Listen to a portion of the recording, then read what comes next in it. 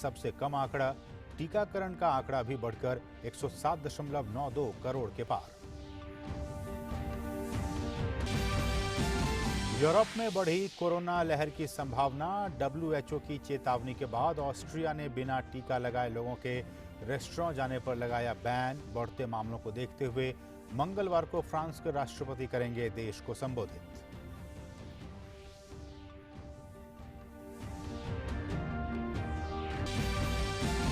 भारत ने स्कॉटलैंड को 8 विकेट से हराया। ICC T20 वर्ल्ड कप में भारत की लगातार दूसरी जीत।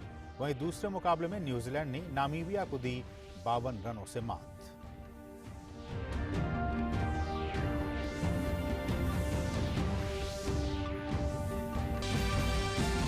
और दीपावली के बाद आज देश भर में भाई बहन के त्योहार भैया दूज की धूम। उपराष्ट्रपति और प्रधानमंत्री ने देशवासियों को दी शुभकामनाएं। बहनें अपने भाइयों का कर रही हैं तिलक और कलाइयों पर बांध रही हैं रक्षा सूत्र।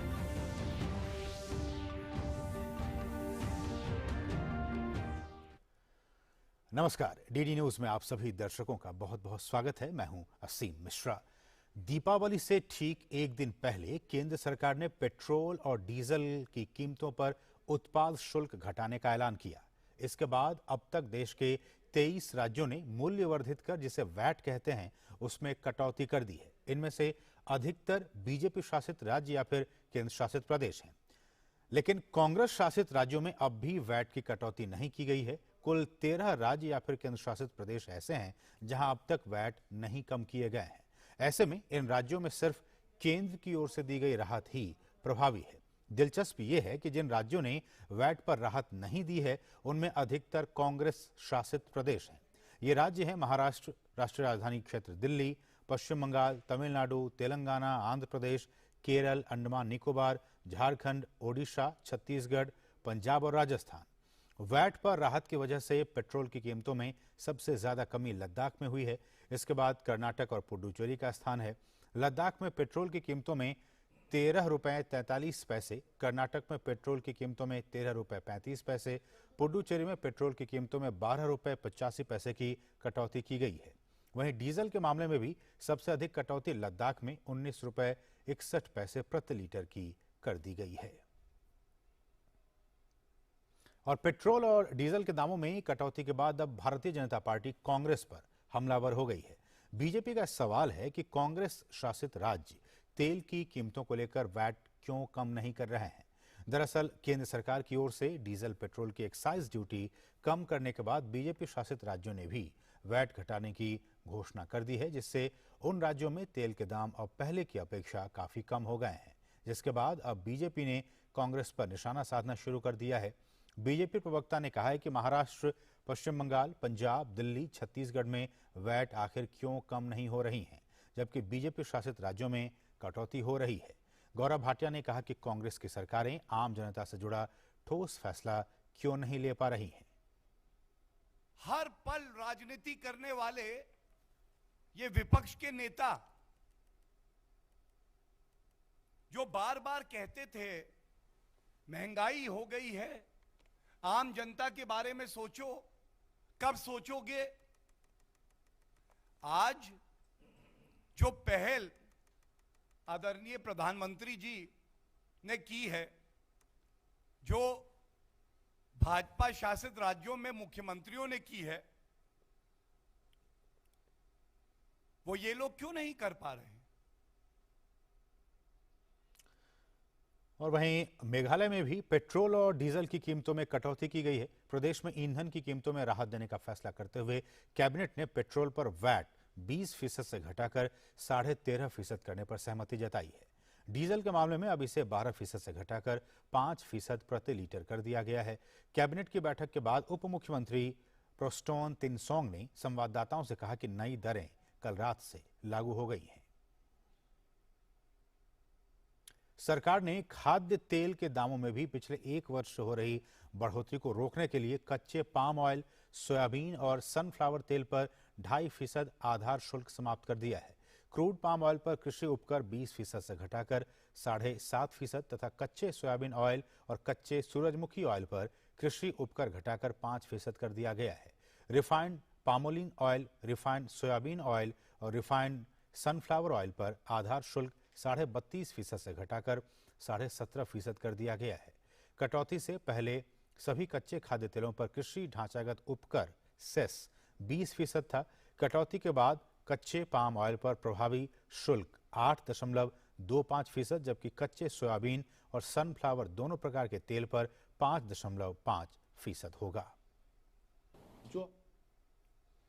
और इस बीच केंद्र सरकार ने राज्यों से कहा है कि कीमतों में कंट्रोल करके पूरे प्रयास किए जाएं। केंद्र के इस कदम से उपभोक्ताओं को काफी राहत मिल रही है। जो हमारी इंडस्ट्री के साथ चर्चा हुई है, सॉल्वेंट एक्सट्रैक्टर्स एसोसिएशन है, IBPA है, उन्होंने भी ये लगातार एश्योर किया है कि उनकी कोशिश ये रहेगी कि सरकार ने जो अपना ड्यूटी का सेक्रीफाइस कंज्यूमर के लिए किया है वो सही मायने में बेनिफिट कंज्यूमर तक पहुंचे। उपराष्ट्रपति एम वेंकैया नायडू आज से बिहार के 2 दिवसीय दौरे पर रहेंगे। उपराष्ट्रपति अपने दौरे के दौरान पिपरा कोठी में कृषि विश्वविद्यालय के दीक्षांत समारोह में हिस्सा लेंगे, जिससे उत्तीर्ण छात्रों को प्रमाण पत्र वो प्रदान करेंगे। उपराष्ट्रपति दीनदयाल उपाध्याय हॉर्टिकल्चर कॉलेज के नए भवनों का भी उद्घाटन करेंगे। साथ ही पशु प्रजनन उत्कृष्टता केंद्र का भी वो उद्घाटन करेंगे। केंद्रीय सूचना एवं प्रसारण राज्य मंत्री डॉक्टर एल मुरुगन ने हर घर दस्तक महाअभियान के तहत चेन्नई के सेमथमन नगर जाकर कोरोना टीकाकरण अभियान का निरीक्षण किया। देश भर में 100 करोड़ से ज्यादा कोविड टीके की ऐतिहासिक उपलब्धि के बाद तमिलनाडु में भी टीकाकरण गति को तेज किया जा रहा है। तमिलनाडु में 6.9 करोड़ कोविड टीके दिए गए हैं। केंद्रीय मंत्री ने लोगों से आगे आकर टीका लगवाने की अपील की है। In the historical achievement we did under our dynamic leadership of our Prime Minister Shri Narendra Modi ji, we achieved 100 crore vaccination. In the world, no one country they come forward or they didn't. But we achieved this achievement. I appeal to the general public, they come forward to take the vaccination without delay. स्वास्थ्य और परिवार कल्याण मंत्रालय के मुताबिक देश में corona के मामलों में लगातार कमी आ रही है। देश भर में बीते 24 घंटों के दौरान कोरोना के 10,929 नए मामले दर्ज किए गए। वहीं पिछले 24 घंटों में 12,509 मरीज उपचार करवाकर स्वस्थ हो चुके हैं, जिसके बाद देश में रिकवरी रेट बढ़कर 98.23% हो गया है। सक्रिय मामलों की कुल संख्या घटकर 1,46,950 रह गई है। और कोविड महामारी के खिलाफ सबसे प्रभावी हथियार के तौर पर शुरू किए गए टीकाकरण अभियान के तहत देश में अब तक 107 करोड़ 92 लाख से अधिक टीकों की खुराक दी जा चुकी है। बीते 24 घंटों में 20,75,000 से अधिक कोरोना टीके की खुराक दी गई है। करोड़ों रुपए के मनी लॉन्ड्रिंग मामले में गिरफ्तार महाराष्ट्र के पूर्व गृह मंत्री अनिल देशमुख आज स्पेशल PMLA कोर्ट के सामने पेश हुए। 71 वर्षीय अनिल देशमुख को 6 नवंबर तक ईडी की हिरासत में भेजा गया है। आज देशमुख की हिरासत की मियाद खत्म हो रही है। अब देखना होगा कि कोर्ट देशमुख को लेकर अदालत क्या फैसला लेती है। इसके पहले देशमुख को मेडिकल चेकअप के लिए भेजा गया था। ईडी ने मनी लॉन्ड्रिंग के एक मामले में अनिल देशमुख को 12 घंटे से अधिक समय तक चली पूछताछ के बाद 1 नवंबर को देर रात गिरफ्तार कर लिया था। और नारकोटिक्स कंट्रोल ब्यूरो यानी NCB ने साफ किया है कि वो एक एकीकृत एजेंसी के रूप में काम करती है और किसी भी अधिकारी या अधिकारियों को उनके वर्तमान भूमिका से हटाया नहीं गया है और वे जांच में जरूरत के हिसाब से सहयोग करना जारी रखेंगे। NCB का बयान मुंबई शाखा से 6 मामलों को दिल्ली स्थानांतरित करने के तुरंत बाद आया है। NCB ने कहा है कि NCB DG के नेतृत्व में एक विशेष जांच टीम का गठन किया गया है, जो कि मुंबई जोनल यूनिट के 6 मामलों को देखेंगे, जिसका कि राष्ट्रीय और अंतर्राष्ट्रीय असर पड़ सकता है। साथ ही एजेंसी ने कहा है कि विशेष जांच टीम इन मामलों में आगे और पीछे के तथ्यों के साथ गहरी छानबीन करेगा। जम्मू कश्मीर के राजौरी जिले के थाना मंडी इलाके के समीप के जंगलों में सुरक्षा बलों का तलाशी अभियान जारी है। सुरक्षा बलों ने जंगलों में पिछले 1 महीने से आतंकवादियों की धरपकड़ के लिए बड़े पैमाने पर तलाशी अभियान चला रखा है। इस दौरान सुरक्षा बलों को कई आतंकवादियों को मार गिराने में सफलता मिली है। साथ ही आतंकी ठिकानों का भंडाफोड़ करने में भी सुरक्षा बल कामयाब हुए हैं। खबर बिहार से है, जहां जहरीली शराब हादसे की जांच अब SIT करेगी। राज्य के गोपालगंज और पश्चिम चंपारण जिलों में बीते मंगलवार को जहरीली शराब पीने से 35 लोगों की मौत हो गई थी। जहरीली शराब पीने से राज्य के गोपालगंज में 17 लोग, जबकि पश्चिम चंपारण के बेतिया में 16 लोगों की मौत हुई। कई लोगों का सरकारी और निजी अस्पतालों में इलाज चल रहा है। गोपालगंज में इस सिलसिले में 19 लोगों को गिरफ्तार किया गया है। गोपालगंज के मोहम्मदपुर पुलिस थाने और पश्चिम चंपारण के नौतन पुलिस थाने के थाना प्रभारी को निलंबित कर दिया गया है। मुख्यमंत्री नीतीश कुमार ने कहा है कि मामले की पूरी जांच की जाएगी और जहरीली शराब की आपूर्ति करने वाले लोगों को दंडित किया जाएगा।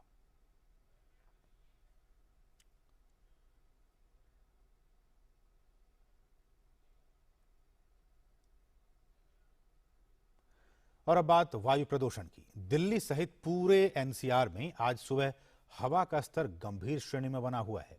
System of air quality and weather forecasting and research यानी सफर वायु गुणवत्ता सूचकांक के मुताबिक दिल्ली की पूरी वायु गुणवत्ता गंभीर श्रेणी में पाई गई है। दिल्ली में वायु गुणवत्ता सूचकांक 533 दर्ज किया गया है।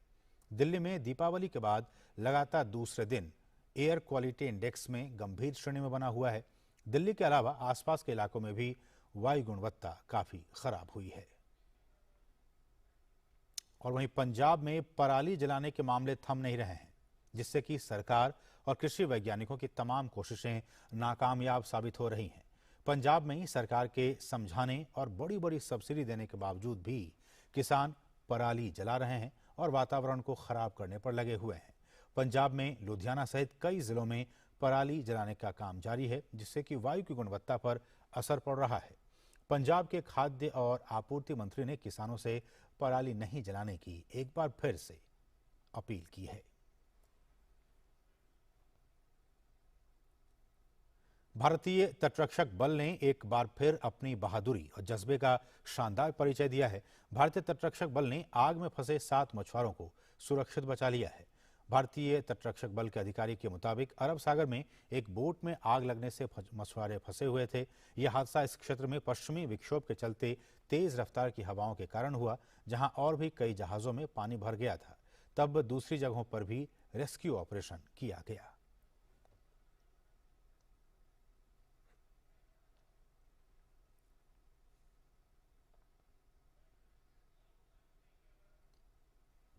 केदारनाथ धाम के कपाट आज भाईदूज के पावन पर्व पर परंपरा के मुताबिक शुभ लगन में शीतकाल के लिए बंद हो गए।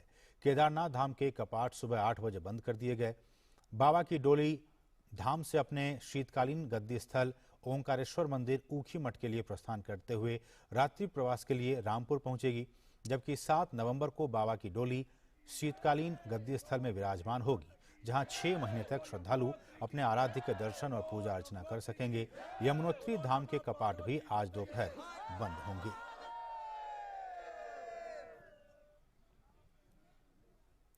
विश्व स्वास्थ्य संगठन ने यूरोप में कोरोना के बढ़ते मामलों पर चिंता जाहिर की है। WHO के निदेशक हैंस क्लूज ने कहा है कि 53 देशों में संक्रमण की वर्तमान दर गंभीर चिंता का विषय है। पिछले 4 हफ्तों में यूरोप में कोरोना के नए मामलों में 55% से अधिक की वृद्धि देखी गई है। WHO ने कहा है कि यूरोप में पर्याप्त मात्रा में वैक्सीन उपलब्ध है, लेकिन वैक्सीन का वितरण समान नहीं रहा है। यूरोप में इस हफ्ते में कोरोना के 18 लाख केस सामने आए हैं। ये पिछले साल की तुलना में 6% ज्यादा है। वहीं कोरोना से इस हफ्ते 24,000 लोगों की मौत हुई है।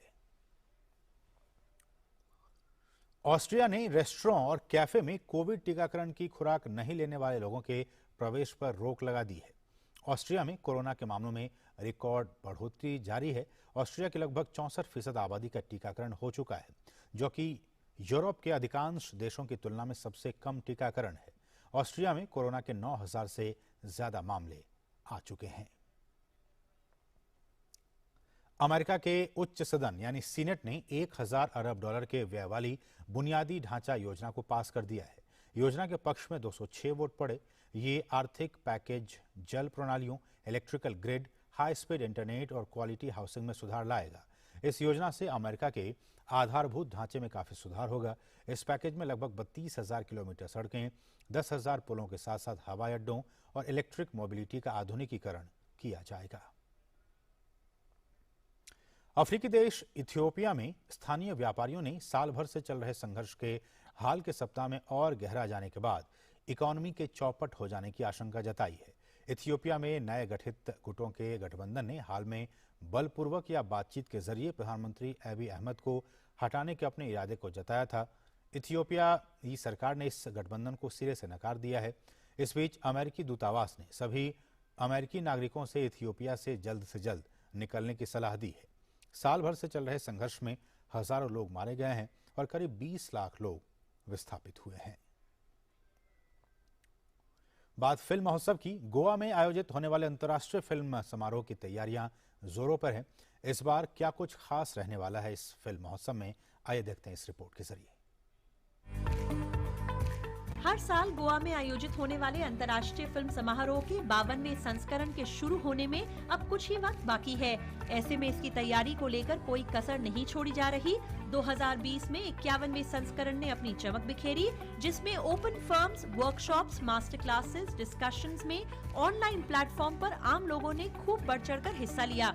अब 2021 में भी सभी को उम्मीद है कि इस बार भी भारतीय अंतर्राष्ट्रीय फिल्म समारोह कोई कसर नहीं छोड़ेगा। इस बार 52वें संस्करण की जानकारी के लिए एक प्लेटफॉर्म तैयार किया गया है, जहां दुनिया भर के फिल्मी समारोह में इफ्फी की बारीकियों से भी रूबरू कराया जा रहा है। पहली बार IFFI ने महोत्सव में भाग लेने के लिए प्रमुख OTT प्लेटफॉर्म्स को भी आमंत्रित किया है। शुक्रवार को इफ्फी के अंतर्गत भारतीय पैनोरामा श्रेणी के लिए फिल्मों के चयन की घोषणा की गई। इस श्रेणी में 25 फीचर फिल्में और 20 गैर फीचर फिल्में प्रदर्शित की जाएंगी। उत्तर पूर्वी भाषा दिमासा में बनी फिल्म सेमखोर से फीचर फिल्म श्रेणी की शुरुआत होगी। वहीं राजीव प्रकाश द्वारा निर्देशित फिल्म वेद द विजनरी गैर फीचर फिल्म श्रेणी की ओपनिंग फिल्म होगी। फीचर फिल्म श्रेणी में बंगाली, गुजराती, कन्नड़, मलयालम, तमिल, तेलुगु, हिंदी समेत संस्कृत फिल्में भी प्रदर्शित होंगी।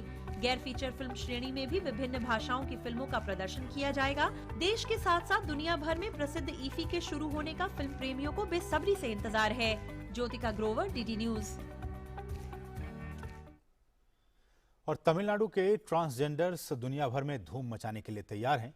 यहाँ कोयम्बटूर के ऐसे 8 कलाकार हैं जिनकी पेंटिंग्स को अमेरिका की एक प्रदर्शनी के लिए चुना गया है।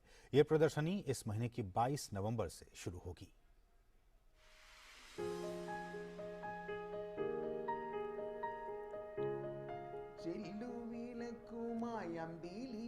कल्की और सिल्की के पैर इस समय जमीन पर नहीं है। कोयम्बटूर में रहने वाली ये दोनों ट्रांसजेंडर खुशी से नाच गा रही हैं। आखिर इन्हें अमेरिका जो जाना है। एक पेंटिंग एग्जीबिशन अमेरिका के दक्षिण फ्लोरिडा यूनिवर्सिटी में लगाई जानी है, जिसमें इनकी पेंटिंग्स भी भारत की तरफ से शान बढ़ाएंगी। उस एग्जीबिशन के लिए इन ट्रांसजेंडर कलाकारों की 8 पेंटिंग्स को चुना गया है। प्रदर्शनी 6 महीने तक इस साल 22 नवंबर से अगले साल 20 अप्रैल तक जारी रहेगी। The exhibition starts on November 20th and will go on till April 20th for 6 months. More than 100 transgender people, artworks from all over the world were participating in it, and only 8 people's artwork from India have been selected. And our artwork, our paintings have been selected. All our paintings which we submitted have been selected. I'm very happy to see select this painting. So the Sagodri Foundation team, I'm very happy. And the trans women's more than paint will be display. Select for 40 pictures. कल्की न सिर्फ paintings बनाती हैं, बल्कि बहुत अच्छा लिखती हैं और एक्टिविस्ट भी हैं। पोलाची में ही इन्होंने एक अलग आर्ट गैलरी स्थापित करने का फैसला किया है। इनके पास 100 से अधिक ट्रांसजेंडर की बेहतरीन पेंटिंग्स हैं। ये लोग बेहद खुश हैं कि सरकार अब उनकी कम्युनिटी को गले लगा रही है। भविष्य में भी इनकी काफ़ी योजनाएं हैं और वो चाहती हैं कि उनकी कम्युनिटी को आगे बढ़ाने के लिए प्रधानमंत्री और तमिलनाडु के मुख्यमंत्री उनकी मदद करें। Pollachi is a coconut city, as you all know, and we could actually start a unit there with a unit where transgender people can be trained in creating coir byproducts as well as art and craft products using coconut shell. So if this unit is started in Pollachi with more than 30 transgender women, I can definitely create great business for them. The Chief Minister of Tamil Nadu as well as the Prime Minister of India to give more attention to the community, especially the Tamil Nadu government. The Chief Minister has been doing a lot of initiatives for the transgender empowerment. अमेरिकी exhibition में दुनिया भर से 100 से अधिक trans हिस्सा ले रहे हैं और भारत की तरफ से कोयम्बटूर के इन ट्रांस का प्रतिनिधित्व होगा।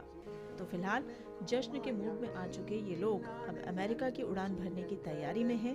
हम भी चाहते हैं कि ये लोग अमेरिका में अपनी कला का मान और बढ़ाकर शान के साथ भारत लौटें। Bureau report, DD news. और अब बात करेंगे भाई दूज की। देश भर में आज भाई दूज का त्योहार हर्षोल्लास के साथ मनाया जा रहा है। भाई दूज के मौके पर बहनें अपने भाइयों को तिलक लगाकर उनकी लंबी उम्र की कामना करती हैं। 5 दिनों तक चलने वाले दिवाली के त्योहार का समापन भाई दूज के दिन होता है। हिंदू पंचांग के मुताबिक भाई दूज कार्तिक महीने के शुक्ल पक्ष की द्वितीय तिथि को मनाया जाता है। और उपराष्ट्रपति एम वेंकैया नायडू ने भैया दूज की शुभकामनाएं दी हैं। उपराष्ट्रपति ने एक ट्वीट में कहा है कि भाई बहनों के स्नेह के पावन पर्व भैया दूज के अवसर पर हमारी बहनों को हार्दिक शुभकामनाएं देता हूं। माँ, बहनें, बेटियां हमारे परिवार, हमारे समुदाय का केंद्र होती हैं, हमारी संस्कृति की धुरी होती हैं। नारी का सम्मान किसी भी समाज के सभ्य होने का प्रमाण है।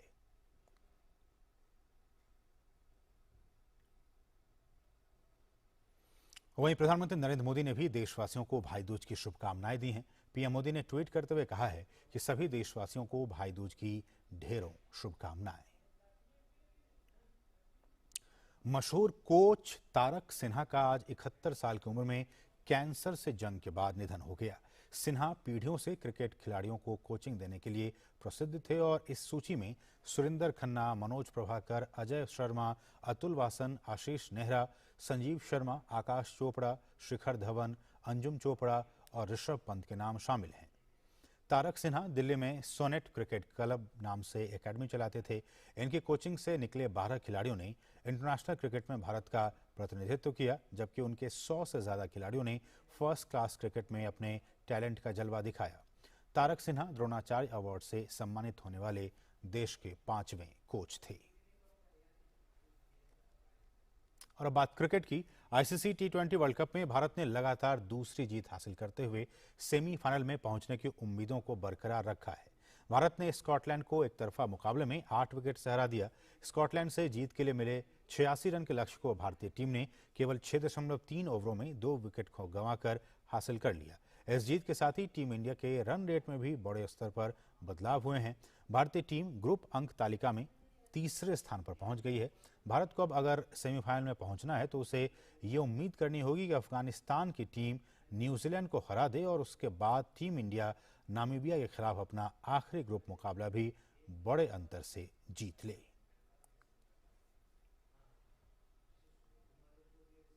जर्मनी में चल रहे हायलो ओपन में बैडमिंटन खिलाड़ी लक्ष्य सेन ने शानदार प्रदर्शन करते हुए सेमीफाइनल में जगह बना ली है। लक्ष्य सेन ने क्वार्टर फाइनल में 3 बार के जूनियर विश्व चैंपियन थाईलैंड के कुनलावट विटिसडर्सन को 21-18, 12-21 और 21-19 से हरा दिया। सेमीफाइनल में उनका मुकाबला 39वीं विश्व रैंकिंग वाले सिंगापुर के लोह कीन यीव से आज होगा। लक्ष्य सेन ने पिछले सप्ताह ही यीव को मात दी थी।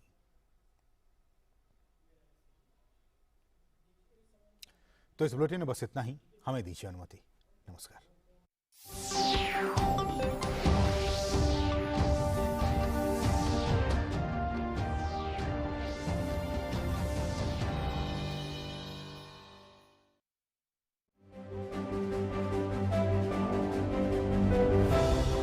नए जमाने की नई तस्वीर।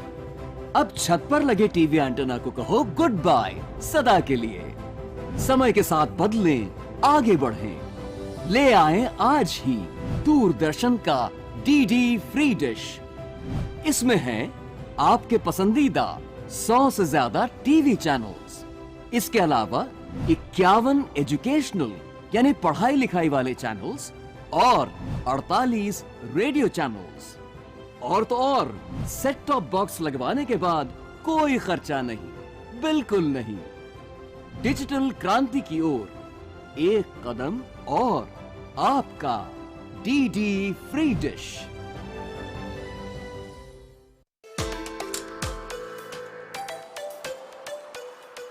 नई रिलीज फिल्मों से क्लासिक फिल्मों की कहानियों तक,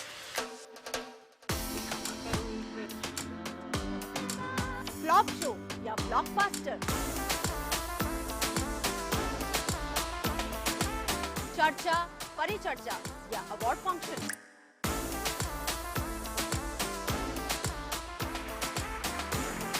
सिनेमा, टीवी और ओटीटी तक सपनीली किस्सों की चमकीली दुनिया, सिनेमा की दुनिया। अब बड़े में लिखा होगा मेड इन इंडिया। देखिए मेरे साथ सिर्फ डीडी न्यूज पर।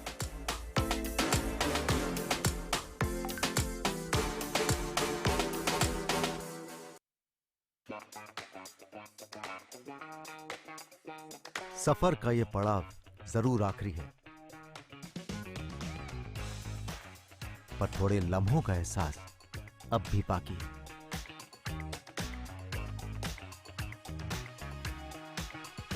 हर पहलू में कई रंग मिले जीवन के, पर थोड़े रंगों में रंगना अब भी बाकी है। कई अद्भुत मंजर देखे, कई नई बातें जानी, पर थोड़ी जिंदगी की मुस्कान इस वक्त की सुराही में अब भी बाकी है।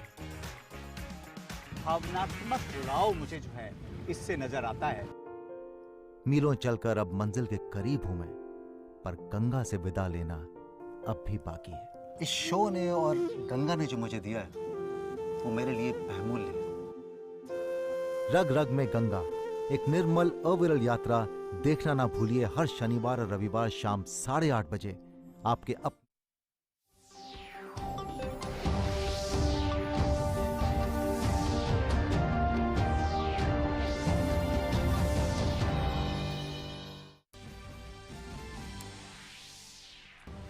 केंद्र सरकार के पेट्रोल और डीजल की कीमतों में कटौती के बाद 23 राज्यों और केंद्र शासित प्रदेशों ने भी पेट्रोल और डीजल पर वैट कम किया। पश्चिम बंगाल, महाराष्ट्र और केरल सहित 13 राज्य और केंद्र शासित प्रदेशों ने अभी तक कोई कार्रवाई नहीं की।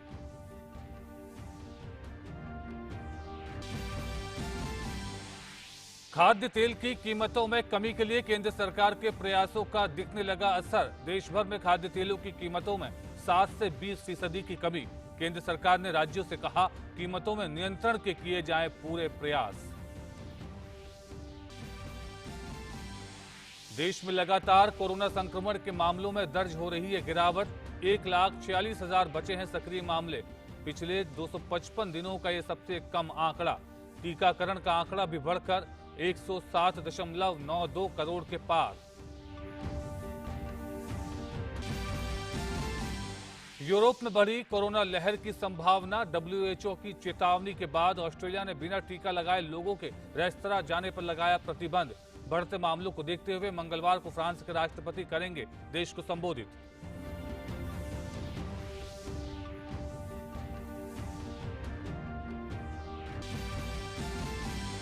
भारत ने स्कॉटलैंड को 8 विकेट से हराया। ICC T20 विश्व कप में भारत की लगातार दूसरी जीत। वहीं दूसरे मुकाबले में न्यूजीलैंड ने नामीबिया को दी 52 रनों से मात।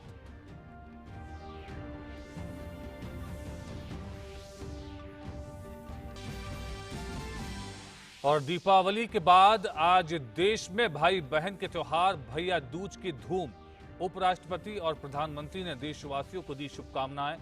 बहनें अपने भाइयों का कर रही हैं तिलक और कलाइयों पर बांध रही हैं रक्षा सूत्र।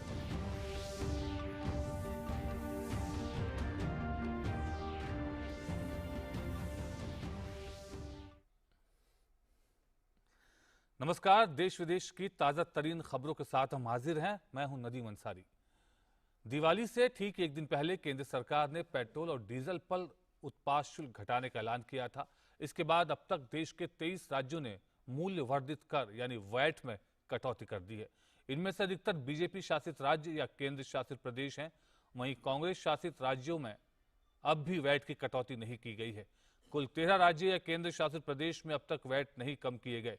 ऐसे में इन राज्यों में सिर्फ केंद्र की ओर से दी गई राहत ही प्रभावी है। दिलचस्प यह है कि जिन राज्यों ने वैट पर राहत नहीं दी है उनमें अधिकतर कांग्रेस शासित प्रदेश हैं। ये राज्य महाराष्ट्र, राष्ट्रीय राजधानी क्षेत्र दिल्ली, पश्चिम बंगाल, तमिलनाडु, तेलंगाना, आंध्र प्रदेश, केरल, अंडमान और निकोबार, झारखंड, ओडिशा, छत्तीसगढ़, पंजाब और राजस्थान है। वैट पर राहत की वजह से पेट्रोल की कीमतों में सबसे ज्यादा कमी लद्दाख में हुई है। इसके बाद कर्नाटक और पुडुचेरी का स्थान है। लद्दाख में पेट्रोल की कीमतों में 13.43, कर्नाटक में पेट्रोल की कीमतों में 13.35 रुपए और पुडुचेरी में पेट्रोल की कीमतों में 12.85 रुपए की कटौती की गई है। डीजल के मामले में भी सबसे अधिक लद्दाख में 19.61 रुपए प्रति लीटर की कमी आई है। पेट्रोल और डीजल के दामों में कटौती के बाद अब भारतीय जनता पार्टी कांग्रेस पर हमलावर हो गई है। बीजेपी का सवाल है कि कांग्रेस शासित राज्य तेल की कीमतों को लेकर वैट क्यों कम नहीं कर रहे हैं। दरअसल केंद्र सरकार की ओर से डीजल पेट्रोल की एक्साइज ड्यूटी कम करने के बाद बीजेपी शासित राज्यों ने भी वैट घटाने की घोषणा कर दी है, जिससे उन राज्यों में तेल के दाम अब पहले की अपेक्षा कम हो गए हैं, जिसके बाद अब बीजेपी ने कांग्रेस पर निशाना साधना शुरू कर दिया है। बीजेपी प्रवक्ता ने कहा कि महाराष्ट्र, पश्चिम बंगाल, पंजाब, दिल्ली, छत्तीसगढ़ में वैट क्यों कम नहीं हो रहा है, जबकि बीजेपी शासित राज्यों में कटौती हो रही है। गौरव भाटिया ने कहा कि कांग्रेस की सरकारें आम जनता से जुड़ा ठोस फैसला क्यों नहीं ले रही हैं।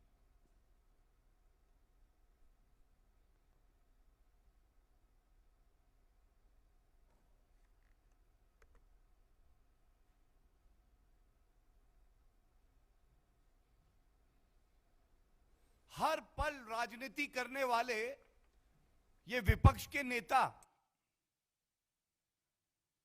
जो बार बार कहते थे महंगाई हो गई है, आम जनता के बारे में सोचो, कब सोचोगे। आज जो पहल आदरणीय प्रधानमंत्री जी ने की है, जो भाजपा शासित राज्यों में मुख्यमंत्रियों ने की है, वो ये लोग क्यों नहीं कर पा रहे हैं। और आइए अब सीधे रुख करते हैं भाजपा मुख्यालय का, जहां पर बीजेपी की प्रेस कॉन्फ्रेंस हो रही है। इसे आग्रह है कि मीडिया के साथी को संबोधित करें। नमस्कार बंधुओं, विश्व की सबसे बड़ी पार्टी भारतीय जनता पार्टी की राष्ट्रीय कार्यकारिणी की बैठक कल 7 नवंबर को एनडीएमसी कन्वेंशन सेंटर नई दिल्ली में होगी। इस बैठक में विश्व प्रिय नेता, देश के प्रधानमंत्री माननीय नरेंद्र मोदी जी की गरिमामय उपस्थिति रहेगी। राष्ट्रीय कार्यकारिणी की बैठक की अध्यक्षता पार्टी के राष्ट्रीय अध्यक्ष आदरणीय जगत प्रकाश नड्डा जी करेंगे। बैठक में पार्टी के सभी वरिष्ठ नेता जो राष्ट्रीय कार्य समिति के सदस्य हैं वह भाग लेने वाले हैं। पार्टी की राष्ट्रीय कार्यकारिणी के बैठक में पार्टी के पूर्व अध्यक्ष रक्षा मंत्री आदरणीय राजनाथ सिंह जी, पार्टी के पूर्व राष्ट्रीय अध्यक्ष एवं गृह मंत्री माननीय अमित शाह जी, पार्टी के पूर्व राष्ट्रीय अध्यक्ष केंद्रीय मंत्री आदरणीय नितिन गडकरी जी सहित राज्यसभा में भारतीय जनता पार्टी के नेता राज्यसभा में आदरणीय पीयूष गोयल जी, आदरणीय निर्मला सीतारमण जी एवं सभी केंद्रीय मंत्री जो राष्ट्रीय कार्य समिति के सदस्य हैं वह एनडीएमसी कन्वेंशन सेंटर में भाग लेंगे। कुल मिलाकर के 124 सदस्य दिल्ली में एनडीएमसी सेंटर से राष्ट्रीय कार्य समिति में भाग लेंगे। क्योंकि कोविड-19 का प्रोटोकॉल है, उसको प्रोटोकॉल को ध्यान रखते हुए सभी राष्ट्रीय कार्य समिति को सदस्यों को यहाँ नहीं बुलाया गया है। इसे संबंधित राज्य के मुख्यमंत्री, प्रदेश अध्यक्ष एवं वहाँ से राष्ट्रीय कार्य समिति के सदस्य प्रदेश कार्यालय में बैठ करके वर्चुअली 2-वे कम्युनिकेशन के माध्यम से चर्चा में भाग लेंगे। और इसी प्रकार से 36 प्रदेशों को लिंक दिया गया है। एक एनडीएमसी सेंटर में कार्य समिति की बैठक होगी, उसी के साथ साथ 36 प्रदेशों में एक साथ बैठ करके अलग अलग सामूहिक रूप से लोग भाग लेंगे चर्चा में। कार्यक्रम की शुरुआत यह 10 बजे से प्रारंभ होगी और बैठक की शुरुआत माननीय राष्ट्रीय अध्यक्ष जी के अध्यक्षीय उद्बोधन के साथ प्रारंभ होगी। इस बैठक में प्रस्ताव भी पे चर्चा होगी और उसी के साथ साथ आगामी विधानसभा के 5 राज्यों के जो चुनाव होने वाले उस पर विशेष चर्चा होगी और उस पर मंथन होगा। आगामी कार्यक्रम भी इस कार्य समिति में उस पर चर्चा होगी। उसी के साथ साथ जो कोविड के दौरान और वैसे भी हम सबके बीच में नहीं रहे, उनके लिए भी शोक प्रस्ताव पारित होगा। बैठक का समापन देश के यशस्वी प्रधानमंत्री आदरणीय नरेंद्र मोदी जी द्वारा होगा। इसी के साथ साथ जो 5 राज्यों के चुनाव के, जैसे मैंने कहा, उत्तर प्रदेश, उत्तराखंड, मणिपुर, गोवा, पंजाब, इन राज्यों की विशेष चुनाव की तैयारी एवं चर्चा पे मंथन होगा। और कार्य समिति में के बाहर प्रदर्शनी भी लगाई गई है। आप मीडिया के बंधु भी आकर के उसको देखेंगे। और प्रदर्शनी जो है उसमें आत्मनिर्भर भारत के बारे में, जो प्रधानमंत्री जी के नेतृत्व में देश आगे बढ़ रहा है वह, उसी के साथ साथ जो गरीब कल्याण की योजनाएं हैं, जो आम गरीब को मदद मिली है, 80 करोड़ लोगों को अनाज सीधे महिलाओं के अकाउंट में पैसा भेजने का काम माननीय प्रधानमंत्री जी ने किया है। किसानों के अकाउंट में सीधे पैसा भेजने के अकाउंट में, उनके अकाउंट में काम किया है। हर वर्ग को प्रधानमंत्री जी ने ध्यान रखा है इस कोविड-19 के संकट के दौरान। उसके बारे में भी वहाँ पे प्रदर्शनी लगाई जा रही है। और इस संकट के दौरान पार्टी के कार्यकर्ता अपनी जान की परवाह किए बिना माननीय प्रधानमंत्री जी के जो मार्गदर्शन पे, माननीय राष्ट्रीय अध्यक्ष जी के देखरेख में कार्यकर्ताओं ने काम किया है। करोड़ों कार्यकर्ताओं ने देश भर में जो काम किया है वह सेवा ही संगठन, सेवा ही समर्पण, और उसके बारे में भी वहाँ पे प्रदर्शनी में दर्शाया जाएगा कि जो कार्यकर्ताओं ने जिस प्रकार से लोगों की मदद की है और काम की है। अभी कुछ ही दिन पहले जो कोविड के वैक्सीन है, टीकाकरण है, 100 करोड़ से ऊपर वह पार हुआ है। देशवासियों ने माननीय प्रधानमंत्री जी का अभिनंदन किया है। उसके बारे में भी वहाँ पे आपको प्रदर्शनी में भी दिखेगी और वहाँ पे एक होर्डिंग के माध्यम से, इत्यादि के माध्यम से वहाँ आपको स्वरूप देखने को मिलेगा। यह बैठक लगभग 3 बजे तक चलेगी, सुबह से चलेगी और 3 बजे तक वह समापन माननीय प्रधानमंत्री जी के उद्बोधन के द्वारा वहाँ पूरा होगा। देश भर के कार्य समिति के सदस्यों को जो इसमें भाग लेंगे उसमें उनको माननीय राष्ट्रीय अध्यक्ष जी का जो अध्यक्षीय उद्बोधन तो मिलेगा ही, उसके साथ साथ माननीय प्रधानमंत्री जी का कार्यकर्ताओं को दिशा निर्देश मिलेगा, जिसके माध्यम से हम पार्टी को और नीचे तक सर्वस्पर्शी, सर्वव्यापी बनाएं और सरकार की उपलब्धियों को नीचे तक ले जा करके जनता के बीच में ले जाए, जिससे अधिक से अधिक उसका वो लाभ ले सके। यही मुझको कहना था। अगर आपका कोई विशेष होगा इस कार्य समिति के बारे में तो जरूर चर्चा हम करेंगे।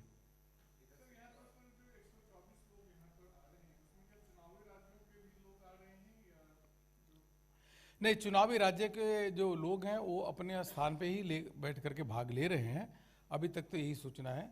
वो प्रदेश कार्यालय में बैठेंगे और सामूहिक रूप से प्रदेश कार्यालय में बैठ करके इस कार्यक्रम में भाग लेंगे। और माननीय राष्ट्रीय अध्यक्ष जी किसी को विशेष अनुमति देते हैं तो वो जरूर यहाँ पे आएंगे।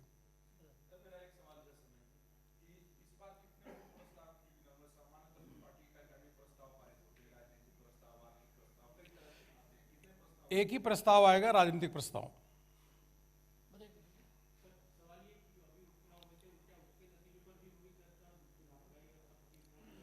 जो पूरे कार्यक्रम की मैं आपको पूरी जानकारी दे दिया, इस प्रकार से कार्यक्रम है। धन्यवाद मित्रों। अभी आप सुन रहे थे भाजपा के राष्ट्रीय महासचिव अरुण सिंह को, जिन्होंने जानकारी दी कि भाजपा की राष्ट्रीय कार्यकारिणी की बैठक कल दिल्ली में होगी और इस बैठक में अन्य पदाधिकारियों के अलावा प्रधानमंत्री नरेंद्र मोदी इस बैठक में शामिल होंगे और साथ ही साथ अन्य मुद्दों के अलावा आगामी 5 राज्यों में होने वाले विधानसभा चुनावों पर भी चर्चा होगी। समाचारों में आगे बढ़ते हैं। मेघालय में भी पेट्रोल और डीजल की कीमतों में कटौती की गई है। प्रदेश में ईंधन की कीमतों में राहत देने का फैसला करते हुए कैबिनेट ने पेट्रोल पर वैट 20% से घटाकर 13.5% करने पर सहमति जताई है। डीजल के मामले में अब इसे 12% से घटाकर 5% प्रति लीटर कर दिया गया है। कैबिनेट की बैठक के बाद उप मुख्यमंत्री प्रेस्टोन तिनसोंग ने संवाददाताओं से कहा कि नई दरें कल रात से लागू हैं।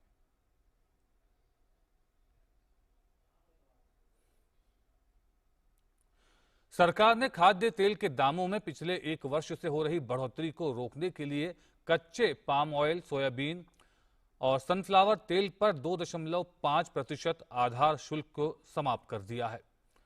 इसके अतिरिक्त क्रूड पाम ऑयल पर कृषि उपकर 20% से घटकर 7.5% हुआ है। कच्चे सोयाबीन तेल और कच्चे सूरजमुखी तेल पर कृषि उपकर 5% कर दिया गया है। साथ ही रिफाइंड सनफ्लावर ऑयल पर आधार शुल्क 32.5% से घटाकर 17.5% किया गया है। कटौती से पहले सभी कच्चे खाद्य तेलों पर कृषि ढांचागत उपकर 20% था। कटौती के बाद कच्चे पाम ऑयल पर प्रभावी शुल्क 8.25% है। कच्चे सोयाबीन और सनफ्लावर दोनों प्रकार के तेल पर 5.5% होगा।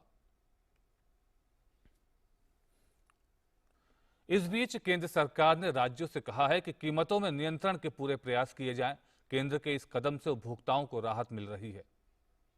जो हमारी इंडस्ट्री के साथ चर्चा हुई है, सॉल्वेंट एक्सट्रैक्टर्स एसोसिएशन है, IBPA है, उन्होंने भी ये लगातार एश्योर किया है कि उनकी कोशिश ये रहेगी कि सरकार ने जो अपना ड्यूटी का सेक्रीफाइस कंज्यूमर के लिए किया है वो सही मायने में बेनिफिट कंज्यूमर तक पहुंचे। केंद्रीय सूचना एवं प्रसारण राज्य मंत्री डॉक्टर एल मुरुगन ने हर घर दस्तक महाअभियान के तहत चेन्नई के सेमथमन नगर जाकर कोरोना टीकाकरण अभियान का निरीक्षण किया। देश भर में 100 करोड़ से ज्यादा कोविड टीके की ऐतिहासिक उपलब्धि के बाद तमिलनाडु में भी टीकाकरण गति को तेज किया जा रहा है। तमिलनाडु में 6.9 करोड़ कोविड टीके दिए गए हैं। केंद्रीय मंत्री ने लोगों से आगे आकर टीका लगवाने की अपील की है। In the historical achievement we did under our dynamic leadership of our Prime Minister Shri Narendra Modi ji, we achieved 100 crore vaccination. In the world, no one country they come forward or they didn't. But we achieved this achievement. I appeal to the general public, they come forward to take the vaccination without delay. Kanpur में Zika virus के लगातार बढ़ते मामलों को देखते हुए सरकारी अस्पताल अलर्ट पर है। कानपुर के उर्सला अस्पताल में जीका वार्ड बनाकर 10 बेडों को आरक्षित रखा गया है। वहीं मेडिकल विभाग की टीमें लगातार लोगों का स्वास्थ्य परीक्षण कर रही हैं। उर्सला अस्पताल के CMS डॉक्टर अनिल निगम ने कहा कि उनकी टीम लगातार लोगों की जांच कर रही है। वहीं फॉगिंग के लिए नगर निगम की टीमों को भी लगाया गया है। जीका वायरस जब से कानपुर में निकला है तब से हम लोगों की 3-4 मीटिंग इमरजेंसी हो चुकी हैं। जिलाधिकारी महोदय, CMO महोदय के साथ में हमारे हॉस्पिटल में 10 बेड बनाए गए हैं। उसमें हमने पूरे मॉस्किटो नेट, मॉस्किटो रिपेलेंट सब लगवा दिए हैं, दवाइयों की व्यवस्था कर दी है। कानपुर में कल भी 56 करीब केस शायद निकले थे, आज भी निकल रहे हैं और उम्मीद है कि बहुत जल्दी ही नियंत्रण में आने की उम्मीद है। स्वास्थ्य और परिवार कल्याण मंत्रालय के मुताबिक देश में कोरोना के मामलों में लगातार कमी आ रही है। देश भर में बीते 24 घंटों के दौरान कोरोना के 10,929 नए मामले दर्ज किए गए। वहीं पिछले 24 घंटों में 12,509 मरीज उपचार करवाकर स्वस्थ हो चुके हैं, जिसके बाद देश में रिकवरी रेट बढ़कर 98.23% हो गया है। सक्रिय मामलों की कुल संख्या घटकर 1,46,950 रह गई है।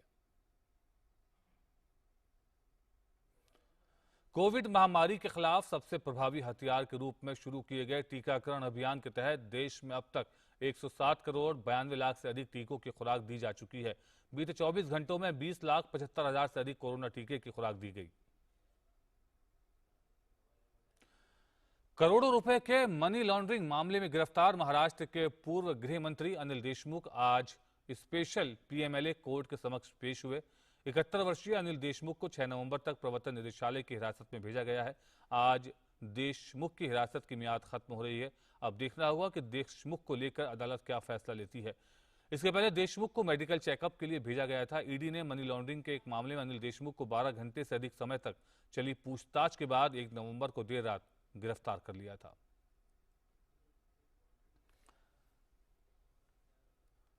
नारकोटिक्स कंट्रोल ब्यूरो ने साफ किया है कि वह एक एकीकृत एजेंसी के रूप में काम करती है और किसी भी अधिकारी या अधिकारियों को उनके वर्तमान भूमिका से हटाया नहीं गया है और वो जांच में जरूरत के हिसाब से सहयोग करना जारी रखेंगे। एनसीबी का बयान मुंबई शाखा से 6 मामलों को दिल्ली स्थानांतरित करने के तुरंत बाद आया। एनसीबी ने कहा कि एनसीबी डीजी के नेतृत्व में एक विशेष जांच टीम का गठन किया गया है जो कि मुंबई जोनल यूनिट के 6 मामलों को देखेंगे, जिसका कि राष्ट्रीय अंतर्राष्ट्रीय स्तर पर असर पड़ सकता है। साथ ही एजेंसी ने कहा कि विशेष जांच टीम इन मामलों में आगे और पीछे के तथ्यों के साथ गहरी छानबीन करेगा। केरल सोना तस्करी मामले की मुख्य आरोपी स्वप्ना सुरेश को आज जेल से रिहा कर दिया गया। केरल उच्च न्यायालय ने यूएपीए के तहत राष्ट्रीय जांच एजेंसी द्वारा दर्ज मामले में 2 नवंबर को उन्हें जमानत दे दी थी। उन्हें 25 लाख रुपए के जमानत बॉन्ड पर जमानत दी गई है।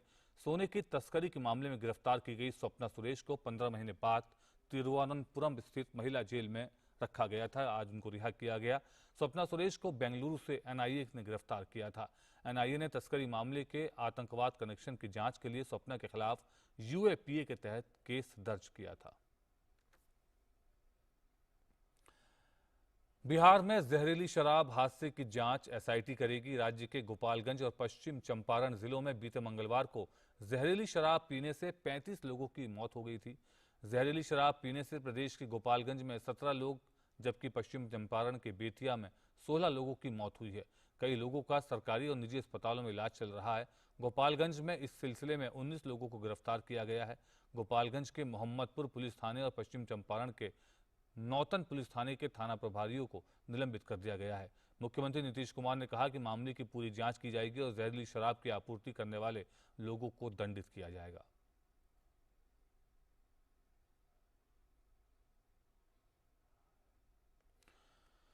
केदारनाथ धाम के कपाट आज भैया दूज के पावन पर्व पर परंपरानुसार शुभ लग्न में शीतकाल के लिए बंद हो गए। केदारनाथ धाम के कपाट सुबह 8 बजे बंद कर दिए गए। बाबा की डोली धाम से अपने शीतकालीन गद्दी स्थल ओंकारेश्वर मंदिर ऊखीमठ के लिए प्रस्थान करते हुए रात्रि प्रवास के लिए रामपुर पहुंचेगी, जबकि 7 नवंबर को बाबा की डोली शीतकालीन गद्दी स्थल में विराजमान होगी, जहां 6 माह तक श्रद्धालु अपना आराध्य के दर्शन व पूजा अर्चना कर सकेंगे। यमुनोत्री धाम के कपाट भी आज दोपहर को बंद होंगे। भारतीय तटरक्षक बल ने एक बार फिर अपनी बहादुरी और जज्बे का शानदार परिचय दिया है। भारतीय तटरक्षक बल ने आग में फंसे 7 मछुआरों को सुरक्षित बचा लिया है। भारतीय तटरक्षक बल के अधिकारी के मुताबिक अरब सागर में एक बोट में आग लगने से मछुआरे फंस गए थे। यह हादसा इस क्षेत्र में पश्चिमी विक्षोभ के चलते तेज रफ्तार की हवाओं के कारण हुआ, जहां और भी कई जहाजों में पानी भर गया था। तब अन्य जगहों पर भी रेस्क्यू ऑपरेशन किया गया। और बुलेटिन में फिलहाल वक्त है कि ब्रेक का। जल्द लौटेंगे और खबरों के साथ। आप देखते रहिए डीडी न्यूज।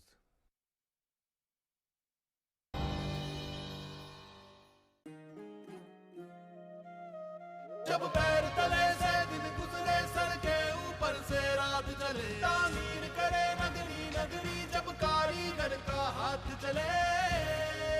वंडर सीमेंट, जब दिल में हो जज्बात तभी होती है एक परफेक्ट शुरुआत। पढ़ता है, खेलता है, झूलता उछलता है, दौड़ता कभी कभी दौड़ कराता है, आगे आगे बढ़ता है इंडिया, अमूल दूध पीता है इंडिया।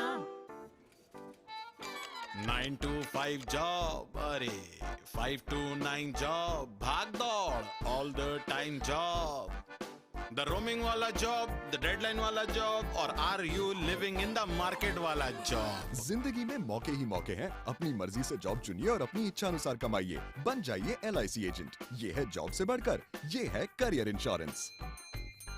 अपना बॉस खुद बनिए, बन जाइए LIC एजेंट। अब लाइफ सेट है। विश्व स्वास्थ्य संगठन ने यूरोप में कोरोना के बढ़ते मामलों पर चिंता जताई है। WHO के निदेशक हैंस क्लूज ने कहा कि 53 देशों में संक्रमण की वर्तमान दर गंभीर चिंता का विषय है। पिछले 4 हफ्तों में यूरोप में कोरोना के नए मामलों में 55% से अधिक की वृद्धि देखी गई है। WHO ने कहा कि यूरोप में पर्याप्त मात्रा में वैक्सीन उपलब्ध है, लेकिन वैक्सीन का वितरण समान नहीं रहा है। यूरोप में इस हफ्ते में कोरोना के 18 लाख केस सामने आए हैं, ये पिछले साल की तुलना में 6% ज्यादा हैं। वहीं कोरोना से इस हफ्ते 24,000 लोगों की मौत हुई है।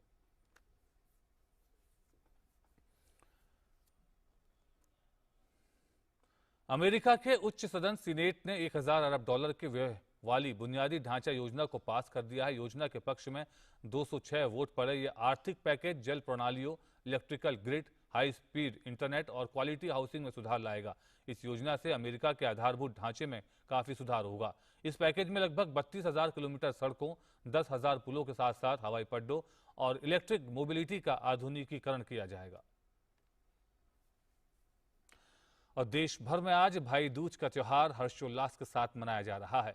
भाई दूज के अवसर पर बहनें अपने भाइयों को तिलक लगाकर उनकी लंबी उम्र की कामना करती हैं। 5 दिनों तक चलने वाले दिवाली के त्योहार का समापन भाई दूज के दिन होता है। हिंदू पंचांग के अनुसार भाई दूज कार्तिक मास के शुक्ल पक्ष की द्वितीय तिथि को मनाया जाता है। रक्षाबंधन की तरह त्योहार भी भाई बहन के प्रति एक दूसरे के स्नेह को दर्शाता है।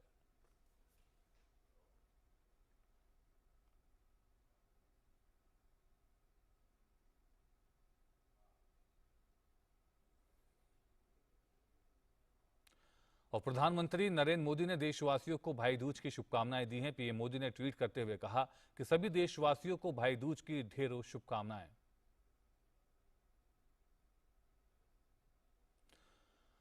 और खेल की खबरों में भारत की स्टार निशानेबाज मनु भाकर ने ISSF प्रेसिडेंट्स कप में 10 मीटर एयर मिश्र टीम में स्वर्ण पदक जीत लिया है। मनु भाकर ने ईरान के जावेद फोरोगी के साथ मिलकर फ्रांस के मिटिल्डे लामोले और रूस के आर्तेम चेरनोसोव को 16-8 से हरा दिया। अन्य भारतीयों में अभिषेक वर्मा यूक्रेन की ओलेना कोस्टेविच की जोड़ी 6ठे स्थान पर रही, जबकि सौरभ चौधरी और स्विट्जरलैंड की हेइडी गर्बर डी की जोड़ी 7वें स्थान पर रही।